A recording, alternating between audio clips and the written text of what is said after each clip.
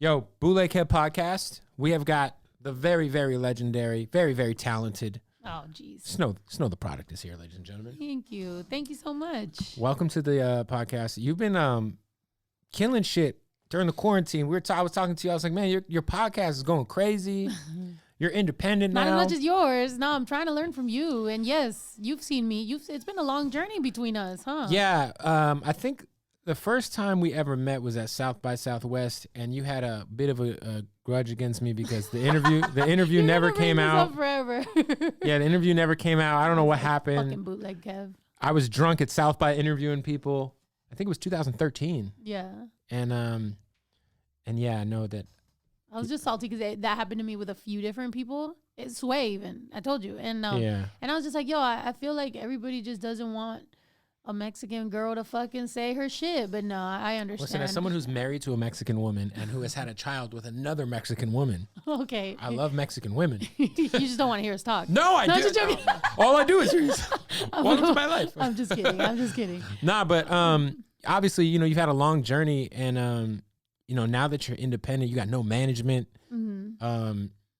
You had a stint with like Atlantic Records that was probably less than fulfilling. Yeah. Yeah. What made you just decide to just go all in on just fully independence and getting rid of management and all that? Because even people who are independent usually have management. Yeah. I feel like, where do I start? I'm a very accountable person. Mm-hmm. Like if I fuck up, I'll tell you, and you know what I mean? I just was raised like that. My dad was a very macho, Mexican man that was just my word is my bond and all this shit. So he really was and I was a tomboy. So he really was you're going to be like that. I don't care that you're a girl. You better, always. So I always have been accountable. So whenever I realized that this industry has a lot of people that are not accountable or whenever mistakes happen, if people just own up to them, that's cool. But whenever it starts being finger pointing and whatever, right. When you got too many chefs in the kitchen, what happens is there's way more people to point the fingers. So now you start kind of getting fucked up. And I think Dave Chappelle said this in an interview, it be feeling like people want you to fucking go crazy. You be like, yo, are y'all doing this on purpose? I can't tell what's going on. So I needed to distance myself from everything and everyone and be like, okay, let me reset and make sure I'm not tripping because I have fans. I do go on tour. I work my fucking ass off. I get up at 7 a.m. I go to sleep at, midnight. I'm recording or I'm vlogging or I'm shooting videos or I'm editing or I'm doing all these things. I'm like, no way you could tell me it's all on me. You know what I mean? But I feel like people would make me feel like it was all on me. So I was like, all right, bet. Let's just do it. And if I take my L, then I'll take my L proudly. And if I win, then I'll win. And lucky for me, I just valued being happy. And I'm very happy right now. So I'm. How long ago did that officially come into how long did you get out of the Atlantic situation and become fully indie from everything? It's gonna be 2 years, I think, a year and a half or something like that.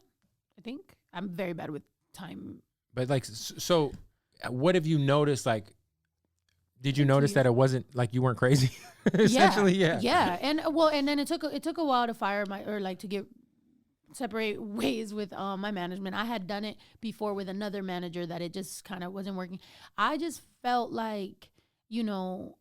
in this industry as an artist, I understand the artists that want to be industry plants so bad. I've seen people that are just they want everything done for them. They're just please pull all these favors and I want to feature and I want to, go there and suck that guy's dick and then this guy's dick and then we're going to fucking collab and I'm going to take all your fan base. And it's I've never been that type. Right. So I'm I don't see why I need to do it that way. If I'm the type, I'll earn my fan base one at a time. I'll drop my own videos. I'm not going to be begging people for features. Let's just, So to me, the biggest thing I feel I noticed was just peace of mind. Was just realizing that if you're an artist, you're a small business. So why don't you just scale that shit? You know what I mean?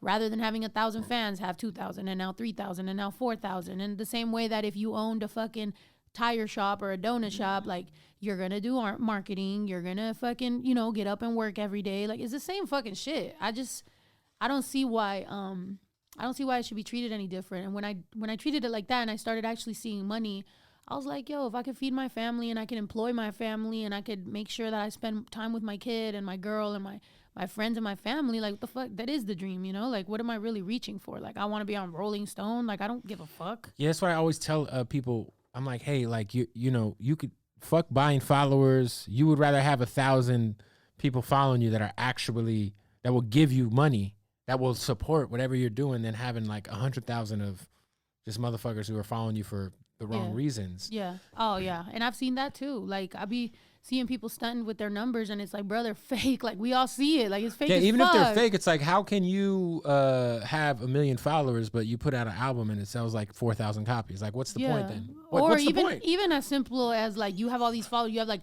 100,000 followers, but you get like this many likes or whatever, and it's just like, or they're all like fucking Russian bots. It's like, it's the worst. It's the worst waste of money. I always tell people, like, if you're gonna spend money on followers, spend money on like shit that like actually translate to real people fucking with you, even if it's 10 of them. Like, you know what I'm saying? Like, or even that, like the type of fan base you get by having inflated numbers. Like, let's say somebody goes and sees your page and goes, he has a lot of followers. Let me he's follow popping, him. Yeah. Like those are like fly by night followers. Those aren't really the ones that are gonna like love you for you and be with you for the struggle. And you know what I mean? Like, so to me, I don't know. I think just maturity kind of has made me realize like I want to fucking be happy. Like I had a kid that I would have to leave for 2-month tours and not see him, and it's like, as a mom, like I was fucking crying in my hotel room. Like all I wanted to do was like be with him. So it's like, why would I put myself through all that Your big son's industry 10, shit? right? He's 10 now, yeah. Why would I put myself through all that shit and not be able to spend the time I want with him? So it's like, I just value life, you know what I mean? We're all gonna fucking die at some point. Might as well make it count. When it comes to, I feel like there's no shortcut to getting the type of following you have, because you have fans who like are fully engaged in your life and they're fully invested in you as like a person. So if you drop a t-shirt or you put out a new record or whatever, like they're there, you go on tour. Like a lot of people who have way more followers than you can't tour like you. Yeah. Why give a fuck? You know what I mean? I think that's the biggest thing is like, I actually care about these human beings. Like there's been times when I can put up the ticket price, or I can, I've had these conversations with like industry people like, well, why don't you just do this or charge more for this or whatever? And I'm like, bro, you got to know what type of fans I have. Like I have fans that, single moms or kids, that come from their parents are immigrants or whatever. Like you can't just be like, oh, pay $150 now for my ticket just because I want to, just because you want to hit a lick. Like, no, that's fucking scummy. And I think that's one thing that goes a long way for people, and there's both type of artists. You could be that. You can be all about the clout and you can be popping, and that's cool. If that's what you want with your life, not knocking you at all. Me personally, I don't feel good about that, and I can't live a life where I just like feel shitty about myself. You know also, what I mean? you like physically see your fans. Like you'll go, you're like you got to see these people on tour. I'm on stage and I'm like staring at them and I'm like, damn, I feel bad. Like, no, like, but there is scummy people in this industry. Sure. That's why there's motherfuckers that gotta be high. They gotta stay high. Like you done did so much scummy shit in your life. You gotta stay high to fucking be able to live with yourself. And it's like, god damn. Yeah, it's crazy. I'm not talking about weed, by the way. I'm just talking about people that just got other shit. Yeah, You've seen people just be fucked off. You're like, damn, bro, like just come back. I think we had I always say this, like the dark age of music that I've ever been involved in was like 2000, late 2016 to like 2018 was probably the worst I've ever seen hip hop in terms of what the industry would support. Right? It'd be like there's like literal people getting major record deals based on antics on Instagram, not based on anything else, just based on numbers and bullshit. Yeah. And like I think we've started to kind of get like turn the corner on that era. Yeah. Because it was like, the little pumps and the 6ix9ines and and then there was, just Instagram pranksters getting record deals. Yeah. Which is like with me feeling bad for that, I don't know. I'm very momish, so it's like I felt bad because those people got to live with those with those like what comes with that. You feel me? Like there was a lot of major label people or industry people that are just like, all right, bet I'm gonna take this kid and and they're gonna do this. Bad Baby was like a perfect example. I was like, how did this bitch get a record deal? I feel like here's the thing though, and I might disagree with you on that only because I feel like Bad Baby actually worked hard at rapping. Like I feel like she had some good writers. If you really put all right, but still she initially I feel like she initially got her deal. I don't disagree. She had some shit that wasn't terrible. But the delivery matters because there's a lot of rappers that are getting written for that. Cardi B's delivery is crazy. Your trying to get a headline out of me, No. bro. Like, No. You don't gotta say nothing. No, I'm being honest. Like Cardi B. Don't do me like Vlad, yo. Cardi B I is sat one there of and my. talked to that motherfucker. Cardi B is one of my favorite artists. I love Cardi B. There's like she really can't do no wrong in my book. But like I you love said, her, yeah. like I don't give a fuck if someone writes for her. Yeah. I don't care because her Drake. shit is fire. Yeah. I just think the Bad Baby deal initially happened, and I'm not even mad at some of the shit she ended up putting out, but she got signed based on just her being a meme, and then she committed to actually, the craft or trying to like, you know what I mean? Like I'm not even mad at Bad Baby as much as I'm mad at some other people, but like she got signed initially because she was a meme. Yeah. Now she ran with that and she actually took it serious, and she still is trying to take it serious. So I'm not trying to throw no shade at her, but that was like an example of like she got signed because of some IG shit. But I hit her up when she got signed, and I was like, yo, on some real shit, because I was at Atlantic at the time, and I was like, on some real shit, like good shit, because I remember how much people were shitting on her on the internet, and I was like, bro, as a 15-year-old girl I don't think I could have emotionally handled some of the shit that this girl handled. You feel me? So you got to give some kids some props of like, God damn, you sat there and took that and turned it into something, and you got an opportunity. You took. That's fair. Run with it. You know what I mean? That's fair. And I think that's what, because my girl was saying something about there's this TikToker that had a hard life or whatever, and then she just killed herself. And I'm just like, it's like you got to understand that these kids end up having to deal with all this shit and all this hate. Like they're not growing up how like we did, back in like when MySpace or whatever. It's like it wasn't as bad as now. Nowadays, motherfuckers like on Twitter or Instagram, like you really can get fucked up. You see those comments and you start comparing yourself to whatever you see. Yeah. I can't even imagine like, I got a niece who is just on her phone nonstop, and I could see it with my own eyes. It'd be fucking with her like. Yeah. What's popping on Instagram? What is considered pretty on Instagram? Yeah. And then comments like these motherfuckers are like we've never had to deal with that as kids. Yeah. And now, like I don't know. I think you and I might be close in age. I'm 33. Yeah. I think the most I ever dealt with was like MySpace, and that was when I was like 18. Yeah. You know what I'm saying? I mean, it's one of them things where it's society, you know what I mean? And it's like now it's getting to a point where like whether you're talking politics, hip hop, sports, fucking business in general, like, Fortune 500 companies, like there's a real responsibility of being a good human being, because we are on the same fucking moving rock and we're about to fuck this bitch up.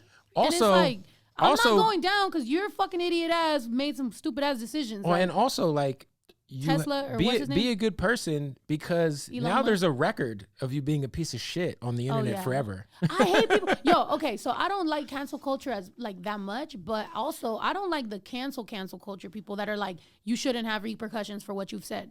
You should. There should be something that you have to deal with for being a shitty person. Like there should be a record there of like, bruh, you heard mad racist before. Like, no, I certainly think that the cancel, like there's like a. With anything, right? There's like a middle ground where it's like I'm kind of on the same wavelength as you. I'm like, yo, there's people that literally deserve to get canceled. Facts. And then there's other shit that's like, what are we doing here? Yeah, like really, come on, guys. Yeah, I see that shit too. You know what I'm saying? It's like, I guess it's just kind of is. It's same thing with like the Me Too shit. It's like there's situations where like, yeah, this shit is great, and then there's other situations where there's people getting called out with no proof, and then their life is ruined. So it's like. There's got to be a balance, and I think with the cancel culture shit, that's like there's people getting canceled, and I'm like, bro, that's a stretch. Yeah, I feel like there's people that just sit on Twitter all day just waiting to fucking just hop on someone. Yeah, I've even gotten it. Like, and me, for a long time, I've been this Mexican waving the flag, my people, and then I'll get sometimes like Chicanas coming at me like blah blah, like over semantics, like something fucking small, and then it's just like could never be me. I'm like, bitch, it could never be you. This has been almost a decade of me doing what you now see as like a hot point or like a fucking buzzword. Now it's cool. And now you want to say something and you want to come at me like, no, bitch, there's a fucking record. That bitch has been doing this for a long time. And I just feel like there is this weird sense of entitlement with people that are just like they could do it better. But unless you're actually doing it, like you got to leave room for error for people. Just imagine like wanting to like come off like you're doing right, but you're putting the effort that you could be putting into whatever that is into pointing out someone else, like you said, semantics. Really, a lot of this cancel culture shit is like semantics. It's like, what are we really tripping over? Like, Yeah. 12-year-old tweets. Yeah. You know what I'm saying? Like, Yeah. like again, now or like a little, like a 1 degree of like being like, you know, one little fact was wrong, as opposed to like the big picture Right. of like, bruh, like this. like is I'm a what fucking happened. human being. Yeah. You know what I'm saying? Like I'm allowed to Yeah. misspeak or It's it's pretty crazy. But at the same time, isn't it so crazy that it's kind of funny? Like, don't you sometimes sit back? Like, sometimes I'll look at the internet and be like, bruh, this shit is so dumb. Like, I've literally been in some conversations, mind you, important ones, in like a room, and I'll literally be sitting there and I'm like, I'm not even gonna argue with this person who thinks they're on their soapbox right now, because I'm like, what am I gonna get out of this? Like, we're gonna fucking argue. You're just gonna get worked up for no reason. I'm like, you're dumb, and that's it. And I leave I think my mask on. I and think just stare. the first couple years of Trump being president, I was like super like stressed and engaged with people on the internet, Yeah. even like some of my own cousins, right? Yeah. And then the last couple years, I'm just like, you know what?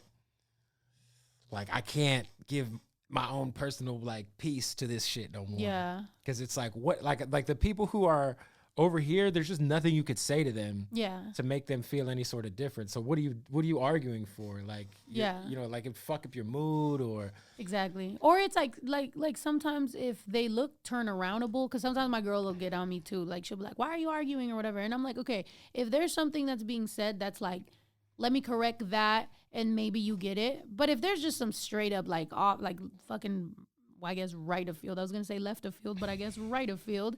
I'm just like, whatever, dude. Like you're not, you know. But there has been a lot of times when even someone hating on me or something, like if I tell them, well, actually that's not what it was. It was this.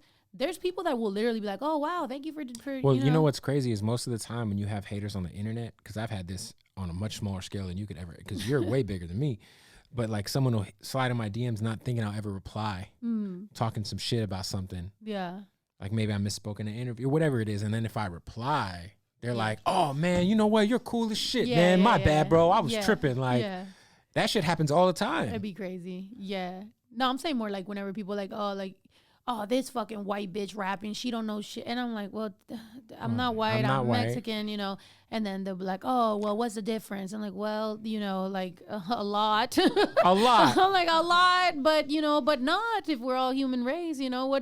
Which way do you want to talk about this? You know, you want to talk about human race and on a big fucking rock, or you want to talk about, you know, how I grew up or environment or class, or what way do you want to take this? Mostly I argue back with people whenever I'm on the toilet. If I'm not, you're not getting That's a great place for sure. Yeah. You just open your phone. I got time. I literally have time. I literally have time right now. I'm like, you know, could have had more fiber. I'm going to sit here for a little bit. Let's talk about it. Oh, that's great. So talk to me about your experience. So you, for people who don't know, because I think a lot of people probably assumed you were independent this whole time because you moved around like an independent artist. Yeah. But you were on Atlantic for how many years? Which saved my life forever. But the thing is, and this is the thing with a lot of people, because I had somebody argue with me recently, like, oh, you were on a label so you can't talk. And it's like, actually being shelved on a label is worse than being independent. I promise you, no, the label never did shit for you. Yeah. So I'm like, being shelved on a label is actually way worse than doing it on your own, because I couldn't drop music. You know what I mean? Like I couldn't upload to like something to that DSPs, yeah. It's $10 to upload on TuneCore. I couldn't even do that. So now I'm dealing with, I could be in breach of contract. I could do it, like all these different things going on, and I'm uploading to YouTube because it's safe. But you know, but then so I'm being seen as an artist, but not really being able to drop music. So you can't. I'm not getting the you really can't monetize what like you know. It was bad, bro. I didn't have. There was times when I was broke as fuck, and like literally,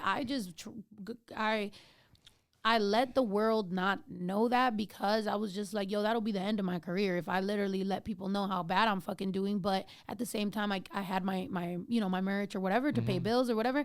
I never did no questionable shit, because like I'm a hard worker, bro. I'll fucking work at the grocery store if I need to. Like, I don't give a fuck, you know? So to me, I moved how I needed to move, and I gave Atlantic their due respect for giving me an opportunity. Like I've said before, I don't say that they fucking ruined my life or anything. I think part of it was like I should have known when to leave. I shouldn't have given it the time I did, you know, like same thing with friends sometimes, like, or a relationship, like you knew when it was time to go and you stuck around with the hopes of shit getting better, you know, or like you were like, damn, like, you know, one time I remember when I wrote this song called I Don't Want to Leave, I was crying when I wrote that. I literally was like about to leave Atlantic, and I literally named the song I Don't Want to Leave, because I was like, I signed to this thinking that I was going to represent for my culture and for my family, and I was going to be put on this platform where I could pedestal, fucking no, not even a pedestal for me, a platform for me to be able to speak on something that hasn't been on a large scale. Nowadays you see a lot more Mexican rappers waving the flag and shit, but back then there was none. Trust me. Like I always tell everybody, like, I think you kind of broke the mold of where, like, how we look at Mexican embassies, because back then it was, we just automatically went to like thinking of like Little Rob and those guys, and there was some guys that were like obviously, you know, super dope, like Psycho Realm, like Cypress Hill, shit like that. But like, I feel like in your era, like you were the first person to come along. Even the record you do to MC Magic and Twista, you were like snapping. Yeah, I remember, because that was the first time I ever heard you, and I remember hitting Magic. Like, who's this girl on this song who could really rap? Yeah, and we had done that track like a year or two before, but it didn't drop till I started kind of picking myself up. You know what I mean? So I think, because I seen somebody recently be like, you know, that Chicano rap, you know, open the door for me or whatever. And I'm like, look, all respect to Chicano rap, and I feel that. But at the same time, we're talking about hip hop and being Mexican, and it's like there is sonically, musically, a difference. You know what I mean? And it's like it's not because I think any less of it, because it's dope. Like I'll get on a feature or something, but I just come from hip hop. You know what I mean? Like it's kind of like if there's like SoundCloud rap right now or some sort of like type of music, and I'm like, yo, like, you know, I did like, no, like we got to know the difference between sonically, like, or genres or whatever the fuck, you know? But with me, with that whole waving the flag shit, I feel like I was doing it out of the need because I didn't see it. It wasn't because I was like, I'm going to be the one. It was just kind of like, yo, I don't see it being done, so let me, you know, I think you were you're the first artist in a long time that was dope that happened to be Mexican, as opposed to seeing a Mexican artist as a like when you think of Little Rob, and I fuck with Rob, that's, you know what I'm saying, and he's got some fucking classics, you know what I'm saying. But when I think of Little Rob, I think of like, yeah, he's Mexican, and you think of him, like, you're like a dope rapper first, and then it's like, oh shit, she's Mexican. I wouldn't even have known. You know what I'm saying? I think it's just like I said, sonically, and the shit, how you grew up. You know, I grew up listening to like E40 and Mac Dre and Too Short and Biggie and Pun and, like, you know, Lauryn Hill and Outkast, and it's like it's just a different, and it's like, no offense, you know what I mean? Like I don't. It's just different. It's not the same. You feel me? Yeah. And for example, and I had to take the hits for that, because at the same time, I would go to a car show and perform, and the fucking all the cholos in the crowd would look at me like, what the fuck is this bitch doing? Who's this girl? Yeah. Straight up, you know, or like, you know, I've had to be in those rooms where, you know, there's somebody checking me and being like, oh, you're, you know what I mean? Like, what you chasing other races for? Like, we have to deal with our colorism and our issues in our fucking culture, you know, with crossing those lines and shit. And I've had to teach my family, my friends, like, yo, this is how you talk. This is why that's wrong. You need to. I've stopped talking to most of my fucking family for the same reason, for being homophobic, for being halfway racist, for being colorist. Like, when you go through all those things and you've taken the hits for all those things, when I speak about the experience that I've had, I also hope that people respect where I'm coming from, when I'm like, Chicano rap didn't necessarily open the door for me, because I had to kind of open another door for myself. You know what I mean? Like, it just is what it is. I had to open that hip hop door for myself. Yeah. You know? I feel like what do you think was the first moment where, like, people started to, like, respect you as an MC? Like on a big scale. Because I remember, like, when you were on Tech's album, like, that was a big deal. Like, I remember, like, a few moments where it was like, oh shit, Snow's, like, doing her thing. Like, like, can you remember, like, what that moment, like, one of those first moments where you started to be respected in the hip hop community, as opposed to, like you said? I think when I did the BET Cypher, I think a lot of people kind of like were like, oh, you know, and I was in that room, like in that big auditorium where they did the BET Cypher. I could tell you the reactions to every other Cypher were edited in. There was no reaction to ciphers until I made that fucking line, that Jocelyn Hernandez line, you know, and that's when people were like, oh shit. Probably mostly because she was she was like 5 people away from me, and that's a big girl. I was like, holy shit, I'm about to get my ass beat over this fucking line I just said. But I stand by my shit. I was like, I better be able to run with these heels. That was one of the first times I wore heels. I was like, bitch, I'm about to get my ass beat. But nah, she was cool, and that whole thing, was just a moment, you know. I've always used any moment I got in a big platform to speak up on what I see and what I think. And it's true. It still stands true today. You know, people want to talk about narcos and capos and my plug is Mexican and my plug is this and whatever. But at the end of the day, it's like, are you going to give those props actually to like people like, or are you just going to use the lowriders and the cholos for the music video? But like the next time that your homie or somebody's rapping that's Mexican, you're going to act like they're less than. I feel like, what was it, about a year and a half ago, Nico, when everybody was making the same fake ass Mexican song? It was like YG Go Loco and the Uno, Dos, Tres, Cuatro. It was like everybody was making that song over and over again. And like having like sombreros on in the videos and shit. And like, when you look up Mexican rapper, YG pops up, I think, as like number one. Like, I remember I was showing my mom because I was like, oh, you know, I had never Googled Mexican rapper. And I was like, I was trying to show her, like, if I pop up and it was YG in a sombrero, I was like, holy shit. You know, and it's like, that's cool or whatever. But also, for the feature, you get a Puerto Rican. Well, would have been nice to fucking give that opportunity to a Mexican person, especially. And look, YG had a Mexican Sad Boy Loco was on his. And that's cool. But what I'm saying is, like, you know, in those moments, it is important to shine light. At least have him on the remix. Yeah, you know what I'm saying. It is important to shine light on things because I do think that there needs, and from the Mexican community as well, support for, you know, because when the BLM thing was happening, I saw a lot of people in my culture talking out of line and being like, you know, saying some crazy shit. And I'm like, no. And that's when I do go and start arguing and be like, bruh, you can't be out here representing us like that because this is going to start a bigger issue that like my kids got to deal with, you know, growing up. It's like, I would like it to be to where when my kid is a teenager, he don't got to deal with some of the same shit that we had to deal with growing up and like those color lines and like certain things that people say. And it's like, it's a big teaching moment for everybody. And I'm really like, it sucks when you really give a fuck because you end up heartbroken most of the time about everything. Like, you just be like, oh, you had the perfect chance to say the right thing. And to say the right thing. And then you say, you know, it's funny because, you know, I'm from Phoenix. So a lot of my, you know, promoters I work with at clubs are Latino. And a lot of the clubs I do are like. Do you hate Arpaio? Oh, of course. Come on. He's a piece of shit. He's still alive. Yeah, he's fucking just re-ran and lost. But he actually got pardoned by Trump. Fucking bitch. So he went to jail, then got pardoned, and then tried to rerun. The guy's a piece of shit. Fucking Arizona just went blue, though. I mean, that's good, but what the fuck? No, Arizona's such a racist place. Well, you remember the SB 1070 shit, like, was that 8 years ago with the, you know, a lot of people just kind of banned going on tour there because of that. Yeah, I'm kicked out of a couple clubs in Arizona.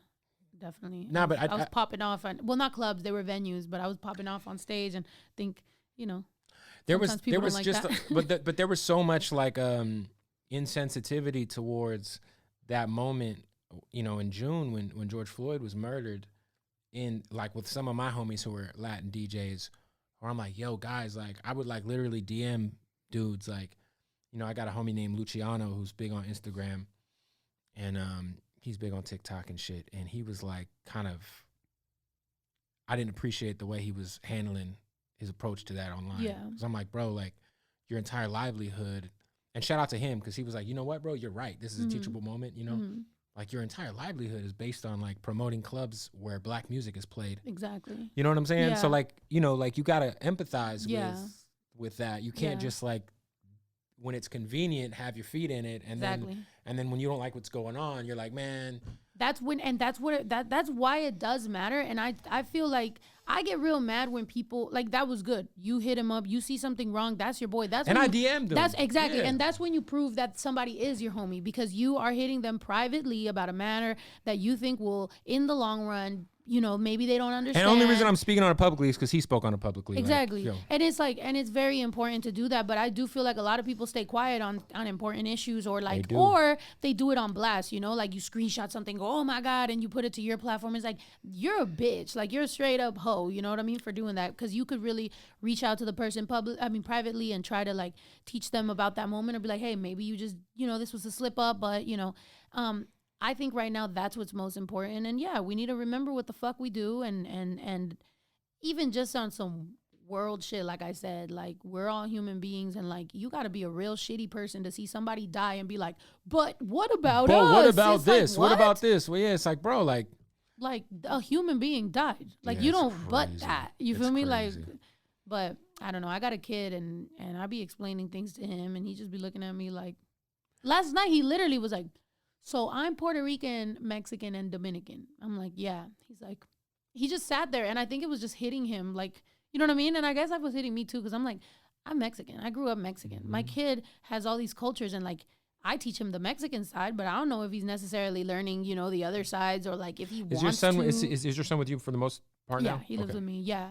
Yeah, he always has. But his dad's in his life. He's a real good dad. But he's very you know, he's a drum supporter, and he's not super like Puerto Rican. He's not gonna teach him how to, you know, make plátanos or anything. Like, so I'm like, that's crazy to think like our kids are gonna be raised, you know, especially if they're like mixed, like or different ethnicities, like learning all these things. And that's cool to me, because they're not gonna have so many of those color lines, especially if they grow up just kind of like all over. They're gonna be like, what, you know? And so you do have to teach them about what we've gone through, just so that they don't make the same fucking mistakes, because, you know. Yo, what up? Taking a break into the Bootleg Kev podcast here to tell you about our sponsor, Odd Socks, man. Make sure you go tap in with oddsocksofficial.com. Look, I got fucking Odd Socks on right now. You know what I'm saying?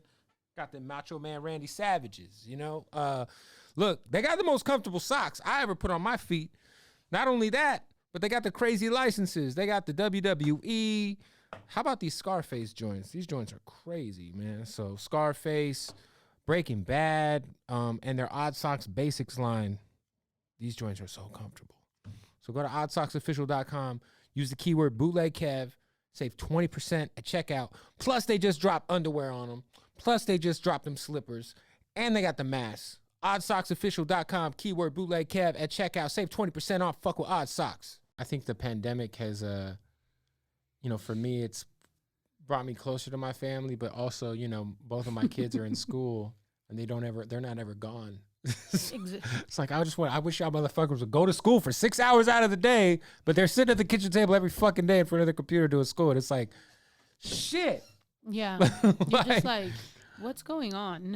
Yeah. I mean, my kid, loves the video games and he does go to his dad's house sometimes, but for the most part, he is at my house, and I'd be trying to find chores for him to do. We were talking about this earlier about how, like, with your kids, like, we want to spoil them because we weren't spoiled. So you want to give them everything and you want to do everything for them. But you also don't want them to be spoiled little brats. Yeah. And you don't appreciate anything. Yeah. And not even just that, but like, you know, a spoiled little brat turns into a bitch ass dude when he grows up. And I tell him all the time, I'd be like, you're not going to be a bitch ass dude when you grow up. Like, I'm going to let you know right now. You better know how to, you know, be polite, change a tire, do some shit. Like, when you see somebody needs help the person, you know, don't be a liar. Like, I told him, I'm like, I don't whoop your ass. I've never whooped my kid's ass other than one time when he was like, he deserved a little spank on his butt.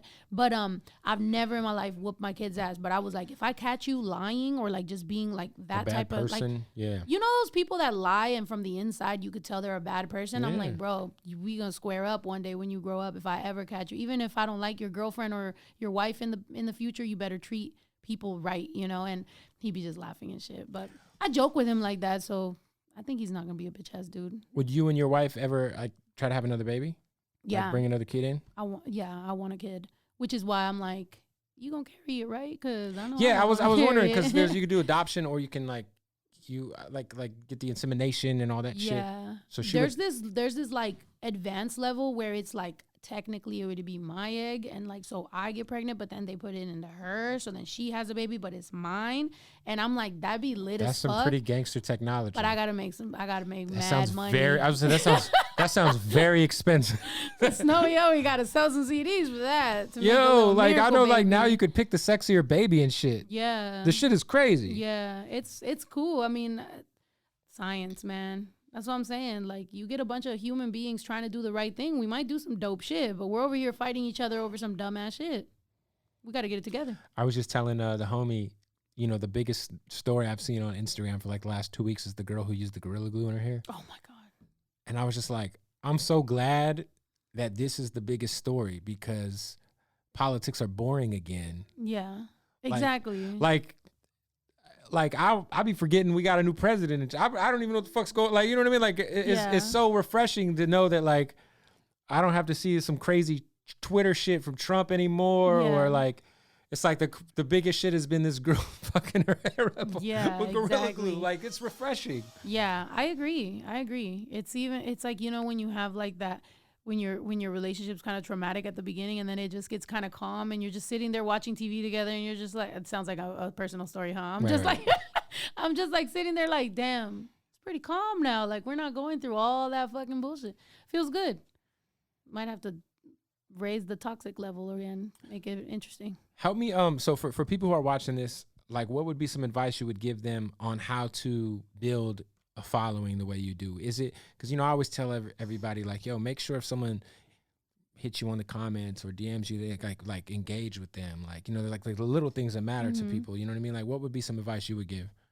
My advice is, look, man, again, be a good fucking person. Like, if you're a good person, you're going to do everything that you're supposed to do to connect with people because you're a good person. If you're just responding thank you because you want them to fucking buy your shit, like, you're still not a good person. So that's going to end up being your own personal hell of having to fucking keep up with all this shit to try to seem like you're a nice person. If you genuinely care, you're going to fucking, it's going to be easy to you. It's easy for me to get a collage or a montage made of me and me be like, oh my God, thank you so much, or respond to it, or give somebody a call if they're in the hospital. It's easy for me because I genuinely... That's just who you are. Yeah, but it's like, there is people who like do it to fake the funk and like to try to seem, and it's like, you're going to get tired of that. It's not sustainable if you're not a good person. So I suggest go to counseling, be a good person, get over your own personal traumas, figure out why you want to be famous. Do you want to do it because you want to be famous or because you have something to say, something to represent, a story to tell, you genuinely love music, like all these things. You got to figure out why you want this. And if you want this for the right reasons, you're going to be happy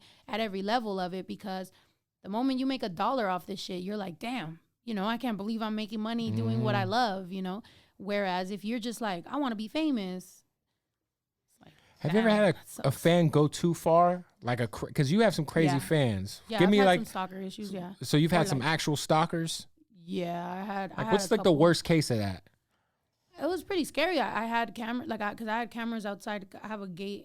I had a gate installed in my house because I had already had a fan show up. Then I had a fan show up, and it's like, I got weird notes, and then 3 a.m, you know, and the fan was just saying that, like, we have a baby together, and, like, just on some, like, you know, methy type shit. But he put his full name. So when I Googled him, I found meth charges. So I was just like, all right, like, I'm not dealing with someone who's, like, coherent. So I was a little bit scared. I did have to be like, you know, what do I do? They brought the note to your house? Yeah, there was like, and like weird items, and then they came back, and then they hit me up like on Facebook, and were like, I'm gonna, like, I'll be back, like, you know, I'm still near your house, and that I always wonder that, like, scary. being like, you know, obviously a female who goes on moved since then, by the way. Right, fair enough.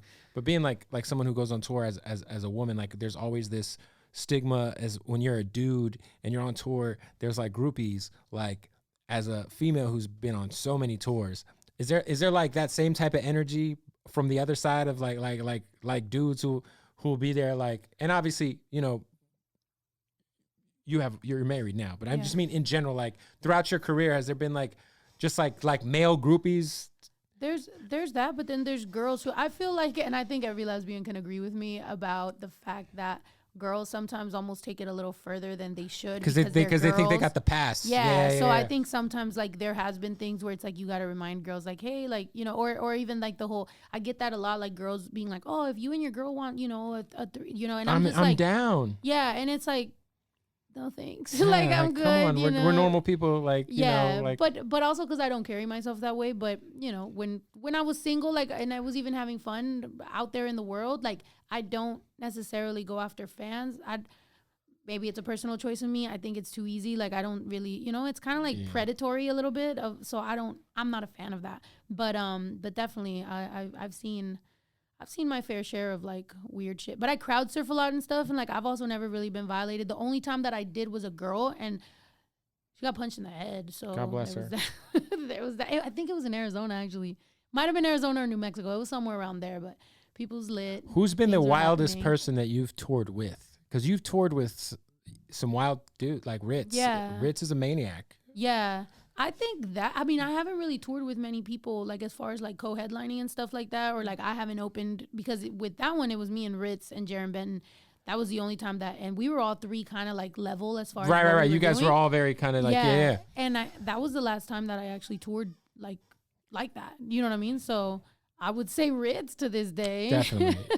Yeah, Ritz is a maniac. Yeah. He's Yeah. sober. God bless him. You know what I mean? He's sober right now. That's so good. That's I good just saw for him in you, Atlanta. Ritz. That's good for you, Ritz. He needed to get sober because he was fucking off the chain. Wilding. And that's the thing. A lot of people, like think, that the rock star thing is just like a look, and then, you don't have to deal with the repercussions. Like, no, we have to deal with that. I had a show that that's when I realized, like, it was right before, like, I was gonna like publicly come out, like, as an artist and everything.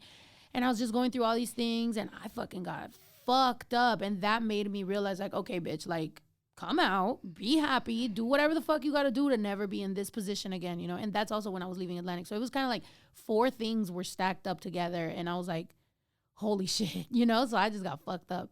And that made me be like, do whatever makes you feel happy, because the misery you're feeling in your fucking head is like, fuck. Yeah. That's them life-changing decisions, though. You've been you played me some stuff. You got some dope music on the way. What is like? You can really do whatever you want at this point. You have your podcast that's going on.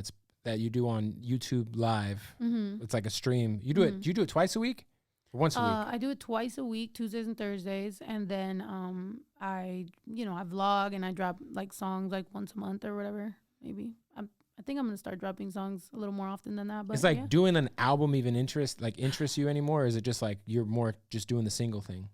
It does. The only reason it interests me is because when you search me on like DSPs, you really can't find anything. It's like you can find like some old shit, and I would like there to be some sort of body of work. Yeah, because I feel like the albums pop up first. Mm-hmm. Yeah, so for that, but as far as like just going the traditional route, it doesn't seem that interesting, because it's like what's gotten me to where I am is going non-traditional. So why would I like conform to that? But I don't know. I gotta genuinely admit that I am torn. Like, do I want to do that? Do I not? Maybe if I partnered it off with like the right people or brand to like just do that and still be able to do my thing. Because I'll tell you, like, I don't ever plan on stopping the way I do things right now. Like, I like this. It's working. Good. Yeah.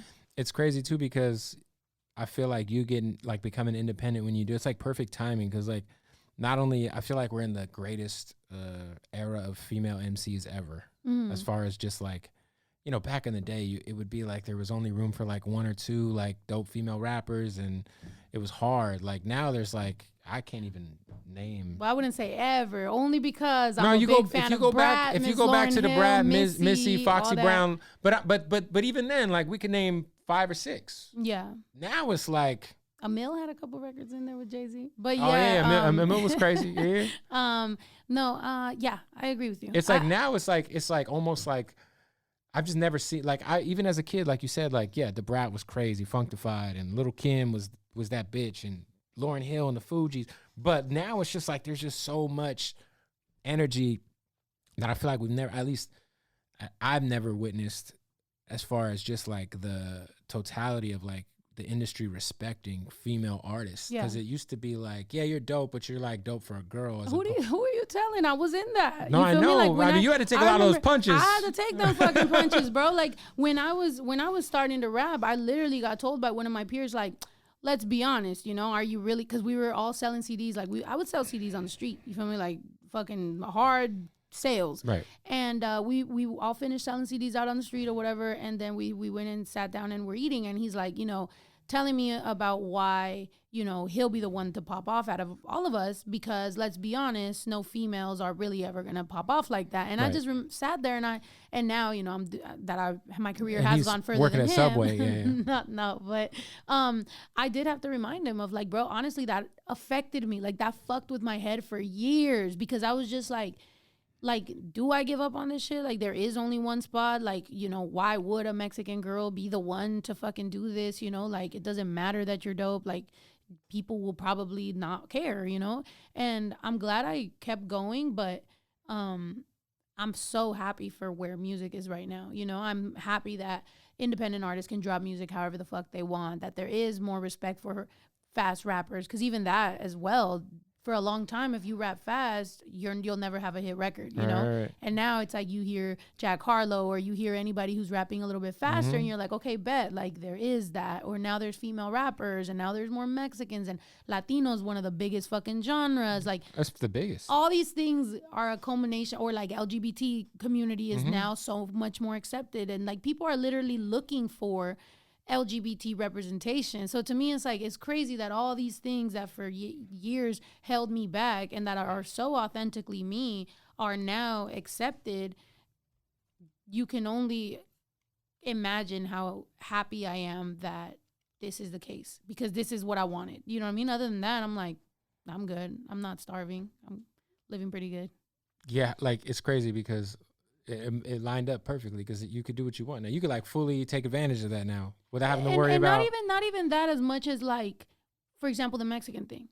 Like I said, I did it out of the necessity. If there's no necessity anymore, then bet. Like I'm good. You just like, do you. I could just do me. I literally have no pressure to do that, because before, when I would be like Mexican, and then the song that I wouldn't, people would be like, why isn't she repping, or why isn't she doing this? And I'd be like, what the fuck? I literally did that shit this whole time. So now I'm kind of like, cool, I could ease up on all these fucking things that I'm so angry that I want to represent and be like, I just want to be happy. I just want to live. I want to make an R&B song if I fucking want. And whether I can sing it or not, bitch, I'm going to have a blast doing it, you know? And that's it. I feel good about it. That's dope. Well, do you have anything?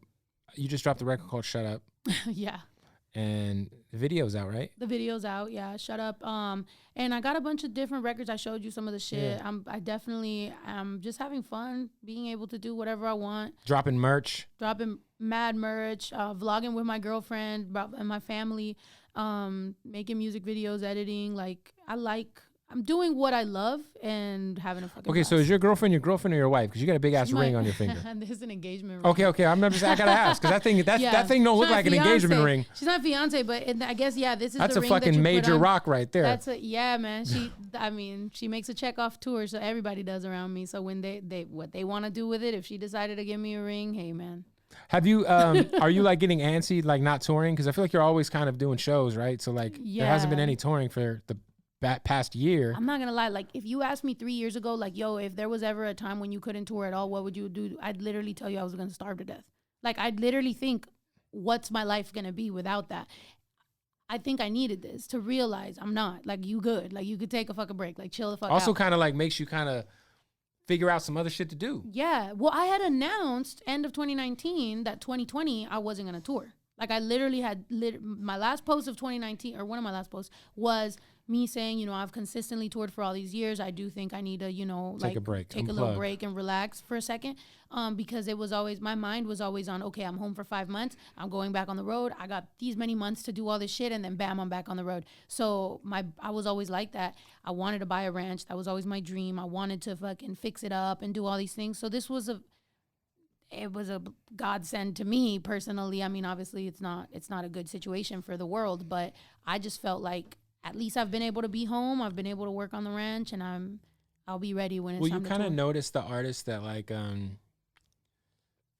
are like, there's artists that need to be able to hit the road or do the club shows, and don't really have anything else because their fans maybe not be like, you know, like the fact that you like pivoted and did, yo, I'm gonna do a podcast where you can subscribe on YouTube, and I'm just gonna drop music, and like not everybody can do that. Not everyone's built like that, I guess. Not everybody's a good person or has a good personality. Pandemic. Have you ever? And you've interviewed people at the radio or here. You know, there's motherfuckers that gotta have people telling them what to say, what to do. Don't do this. Don't look like that. Why? Because there's people that literally are getting coached because deep down inside, bruh, you got the personality of a fucking piece of paper. Yeah, like we've had so many of those. You know what I mean? So it's like there is like I was saying, like lately whenever I get, because I get asked a lot by independent artists, like, you know, give me advice, and I'm like, bro, real shit. It starts from your core. Like, be a good person.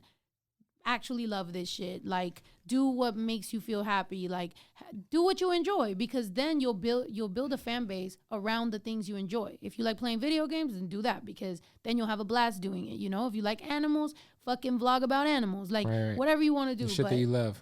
that weird ass like trying that old industry plant style of doing shit is just like We're so just doing miserable unorganic shit that you don't want to like you know, it's like for clear. the clout. Yeah. So you say you have a ranch. Does that mean you have animals?